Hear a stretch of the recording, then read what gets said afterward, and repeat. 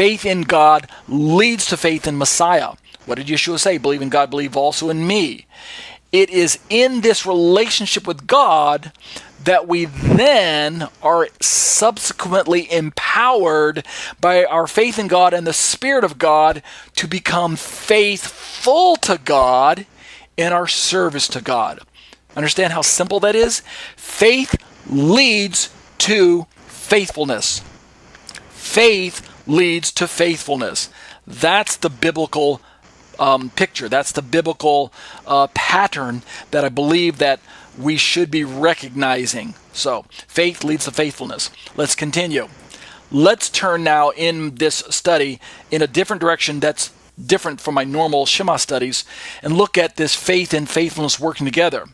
This is a quote from, or this is a lifted quote from my Galatians commentary. So just bear with me, allow me to share this part with you. I don't need to start right there, but it's under the section of my summary in my Galatians commentary, which is available on my website at tateseitorah.com under the Galatians, exegeting Galatians. Under the summary section, under the paragraph entitled Covenantal Nomism and Justification, we drop down, and let's just pick up where I have it highlighted right there. Covenantal nomism concerns itself with keeping the Torah for the express purpose of exercising the freedom of living as an existing covenant member with the scriptural assurance that God was pleased with such nomistic service, provided it was done in faith. Covenantal nomism did not view the Torah as a yoke of bondage the way the historic Christian communities have done. That's my first opening line so you can understand my definition of covenantal nomism. Keeping the law for the express purpose of showcasing or highlighting or demonstrating covenant membership. God brings you into covenant relationship with Him through that faith that we talked about earlier, and then God empowers you to walk into His covenant via that very same Holy Spirit empowered faithfulness. So faith and faithfulness end up working together, the two sides of the one coin in the hand of God working together to bring about the expected man of God that God has planned all along. Let's keep reading my commentary. However, doesn't Paul explicitly say in Galatians 5 that the law is bondage? Right? What gives? Context shows that Paul is combating ethnic-driven corporate righteousness and ostensible covenant membership based on social expectation and maintenance of law-keeping. So we had a blindness in the first century when it came to covenantal faithfulness, faith and faithfulness, which would mean by covenantal nomism. In the first century, particularly in the Galatian communities, there was this misunderstanding of the relationship between faith and faithfulness. If we lay the two words out together in a linear fashion, side by side, then faith must come before faithfulness. Genuine faith comes first, and genuine faithfulness follows after genuine faith. In that word order, we must recognize that faith precedes faithfulness. Unfortunately, Paul's contemporaries in his day had swapped those two around. They were of the impression that faithfulness, i.e.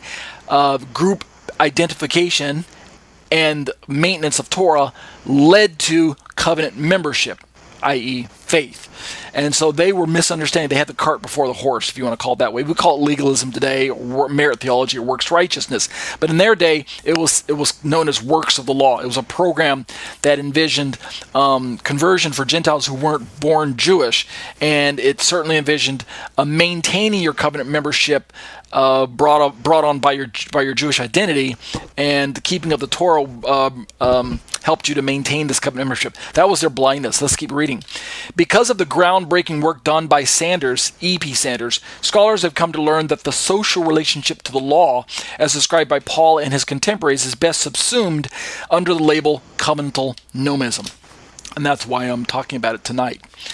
The bondage of Galatians chapter 5 verse 1 is spiritual bondage spelled out for any believer who might wish to return to a first century Jewish worldview of corporate individual salvation and sanctification based on group membership and maintenance of Torah commands. So the blindness of the first century, this bondage that Paul's warning his Galatian Christians away from, is the blindness of Jewish identity that equals faith and covenant Torah obedience, which equals faithfulness. So recall that in covenantal nomism, like I say on the top of my screen here, that in covenantal nomism, one gets in by belonging to the group that is being legally born or married into Jewish identity, or conversion to the legal status of Jewish, and one stays in by keeping the Torah. That's the basic thrust of covenantal nomism.